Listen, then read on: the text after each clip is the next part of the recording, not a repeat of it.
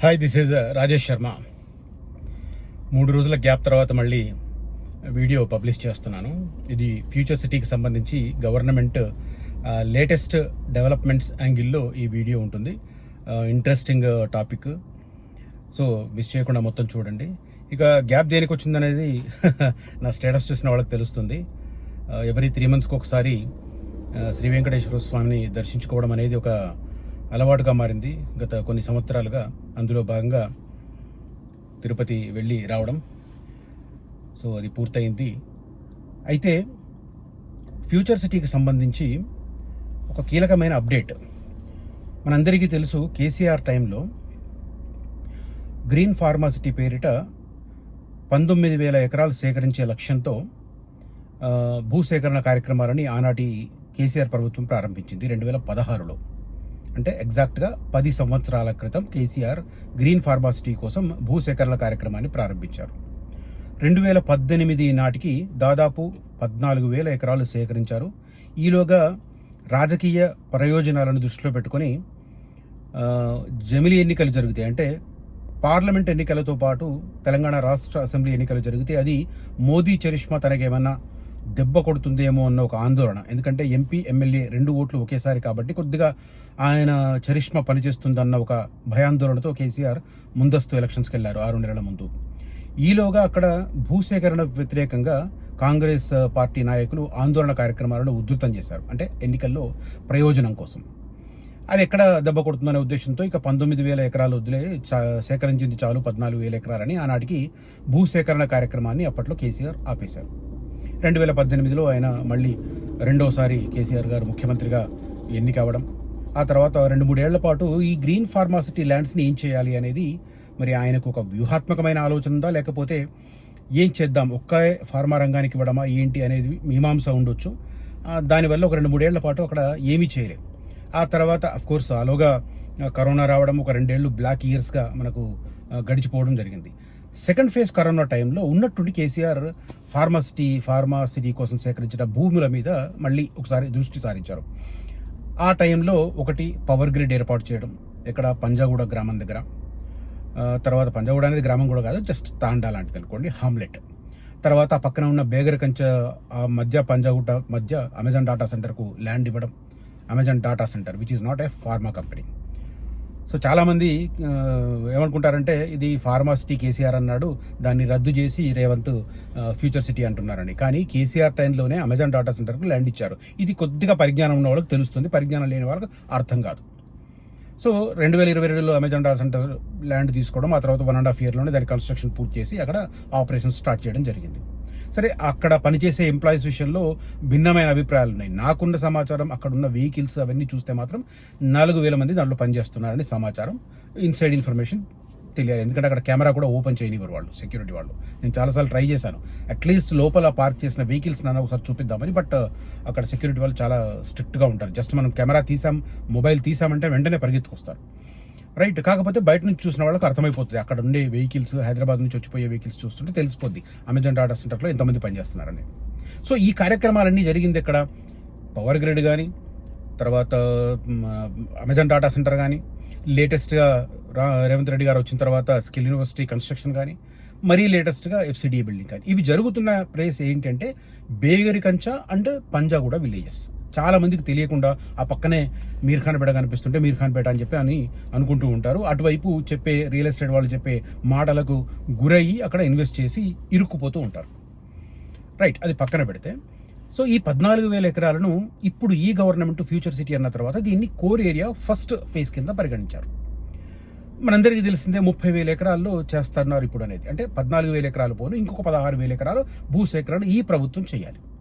ఈ ప్రభుత్వం నేరుగా భూసేకరణకు వెళితే ఖచ్చితంగా పట్టా ల్యాండ్స్ కలిగిన వాళ్ళు ఆందోళన దిగుతారు. వాళ్లకు మద్దతు ఇచ్చేందుకు, వాళ్ళను రెచ్చగొట్టేందుకు అటు బీఆర్ఎస్ పార్టీ కావచ్చు, ప్రతిపక్ష బీఆర్ఎస్, ఇటు బీజేపీ కూడా రెడీగా ఉన్నాయి.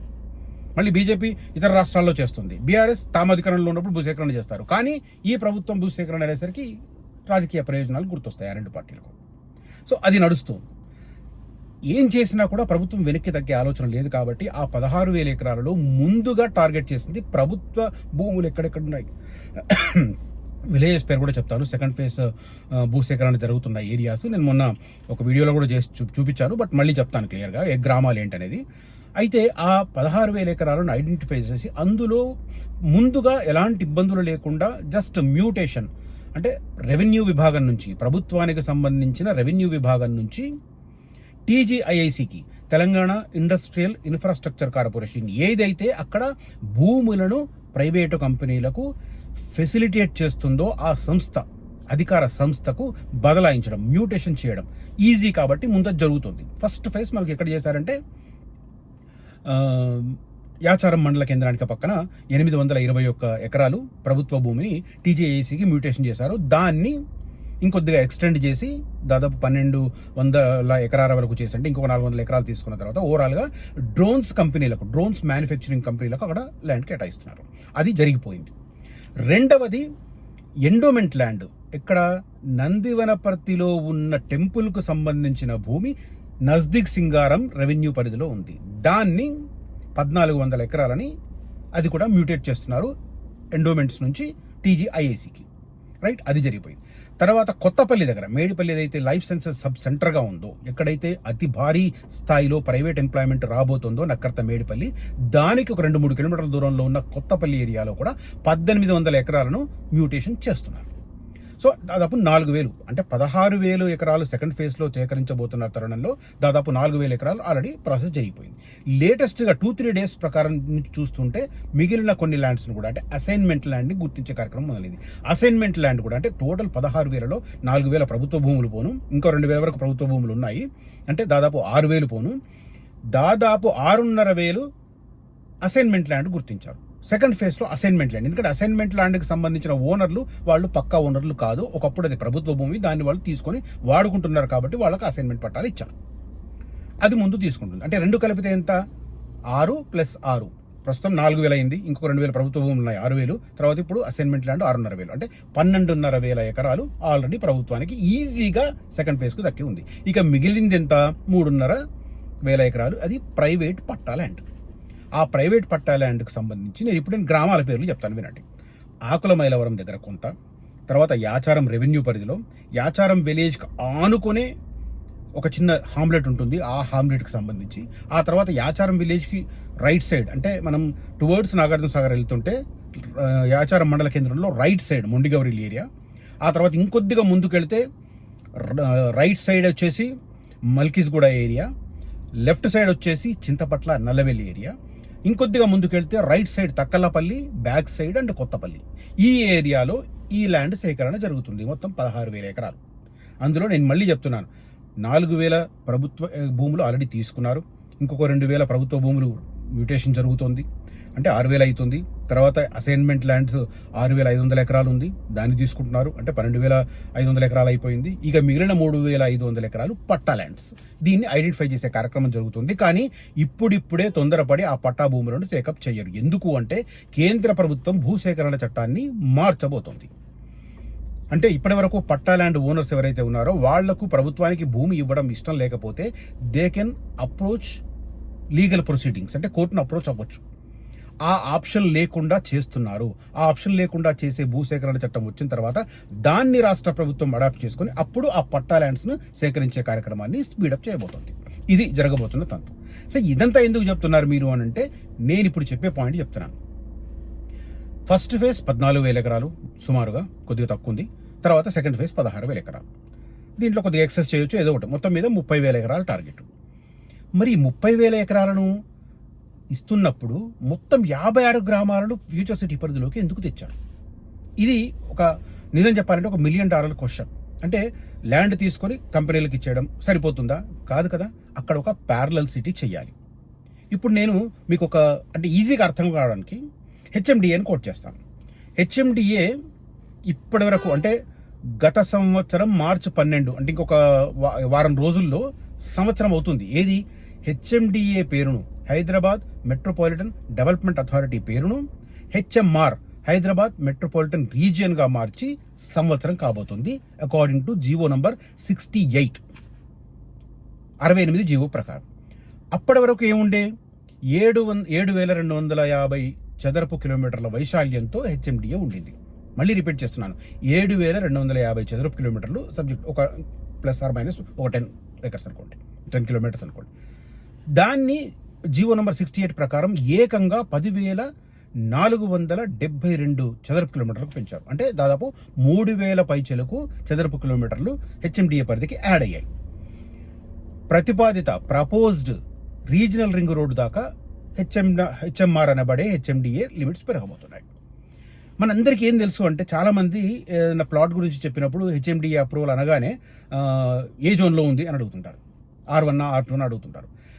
చాలామంది ఏమనుకుంటారంటే హెచ్ఎండిఏ పరిధిలో ఉన్న జోన్స్ మొత్తం రాష్ట్ర వ్యాప్తంగా ఉన్నాయనుకుంటారు. రాష్ట్ర వ్యాప్తంగా జోన్స్ ఉండవు.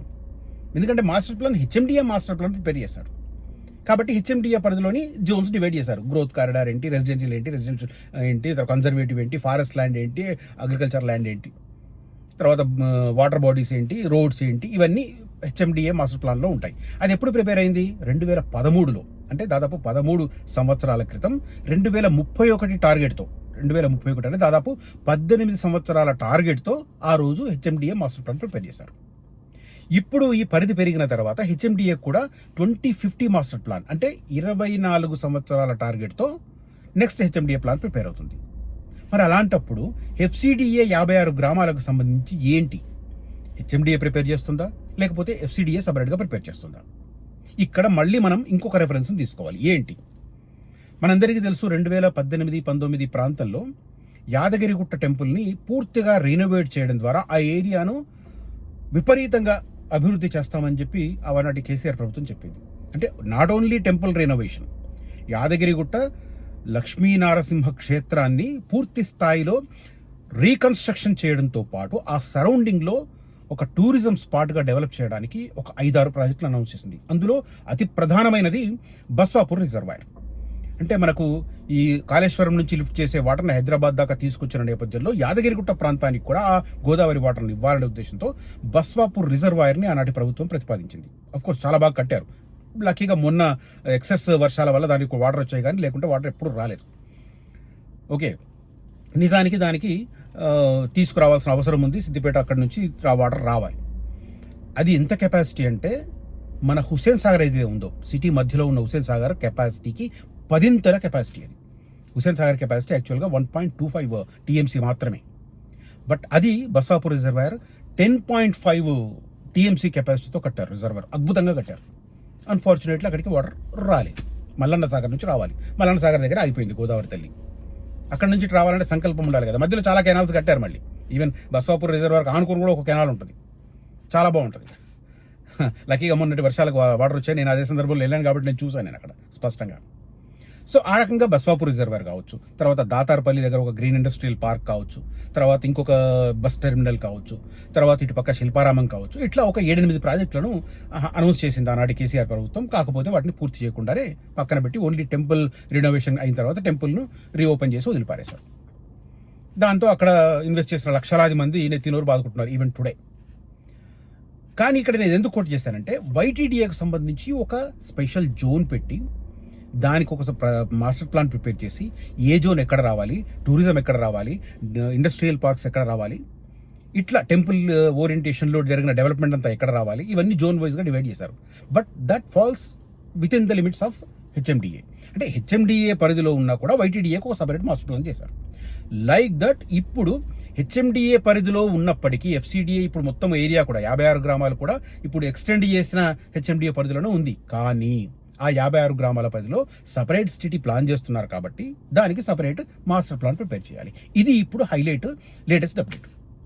డిసెంబర్ నాటికి ఎఫ్సిడిఏ మాస్టర్ ప్లాన్ మనకు రాబోతుంది. ఇది నేను రివీల్ చేయదలుచుకున్న మ్యాటర్. ఎలా చెప్తున్నారు అని అంటే, లాస్ట్ మంత్ ఈ మాస్టర్ ప్లాన్ ప్రిపరేషన్ కోసం ఆసక్తి కలిగిన కన్సల్టెంట్స్ నుంచి టెండర్లు పిలిచారు. ఏకంగా 19 సంస్థలు అప్లై చేశాయి. 19 సంస్థలు, వాటిలో ఫిల్టర్ చేసి ఇప్పుడు లేటెస్ట్గా 5 సంస్థలను ఐడెంటిఫై చేశారు. మార్చ్ 16వ తేదీన ఈ 5 ఒక సంస్థను ఎంపిక చేసి ఆ సంస్థకు టెండర్స్ టెండర్ అలొకేట్ చేస్తున్నారు. ఎంత టైం ఇచ్చారు అంటే, ఆ సంస్థల 5 కూడా ఎంపిక షార్ట్ లిస్ట్ చేసిన 5 సంస్థలు కూడా మాకు 1 year టైం కావాలని అడిగాయి. కానీ అంత సమయం ప్రభుత్వం దగ్గర లేదు. ఎందుకంటే ఇంకొక 3-3.5 సంవత్సరాల్లో జమిలీ ఎన్నికలు రాబోతున్నాయి. లక్కీగా రేవంత్ రెడ్డి గారికి ఒక 6 నెలల పరిపాలన ఎక్స్టెన్షన్ లభించబోతుంది. 5.5 సంవత్సరాలు ఆయన ఫస్ట్ ఫేజ్లో ఉండబోతున్నారు. ఈలోగా కాంగ్రెస్ పార్టీ ఏదైనా దుందుడుకు నిర్ణయం తీసుకోకపోతే, అలాంటి సంకేతాలు లేవనుకోండి, చెప్తున్నా.